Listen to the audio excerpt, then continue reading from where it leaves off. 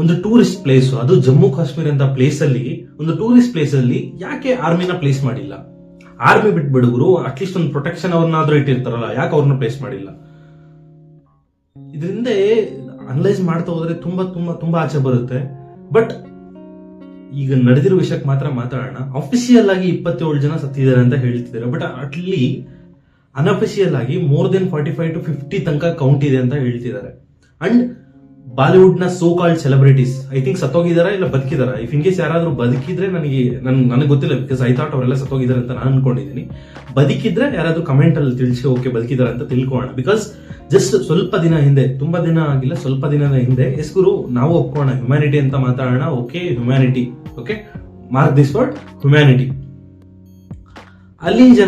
ಇಲ್ಲಿ ಜನರೇ ಒಂದು ಕಮ್ಯುನಿಟಿಗೆ ಸೇರಿದ ಜನ ಅಲ್ಲಿ ಸತ್ತೋಗಿದ್ದಾರೆ ಅಂತ ಹೇಳಿದ ತಕ್ಷಣ all ಐಸಾನ್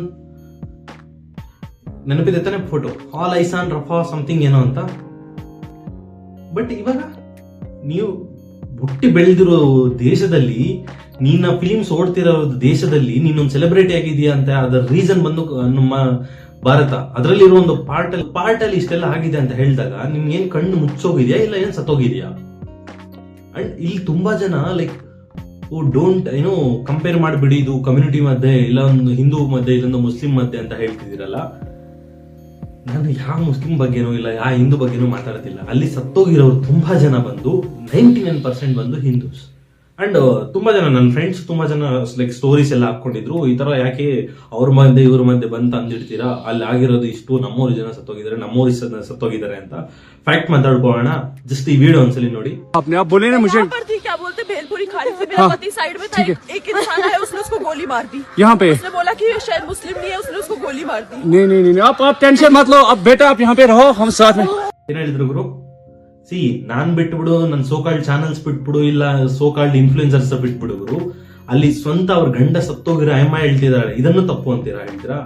and one more thing, ನಮ್ ಕರ್ನಾಟಕದ ನಮ್ಮವರು ಒಂದು ಕರ್ನಾಟಕದ ಒಬ್ಬ ಫ್ಯಾಮಿಲಿ ಹೋದಾಗ ಅವನ್ನ ಸಾಯಿಸ್ಬಿಟ್ಟಾಗ ಅಯ್ಯಮ್ಮ ನನ್ನನ್ನು ಸಾಯಿಸ್ಬಿಡಿ ನನ್ನ ಗಂಡನ ಜೊತೆಗೆ ಅಂತ ಕೇಳಿದಾಗ ಅವನು ಹೋಗ್ಬಿಟ್ಟು ನೀನ್ ಮೋದಿಗೆ ಹೇಳು ಅಂತ ಹೇಳ್ತಾನೆ.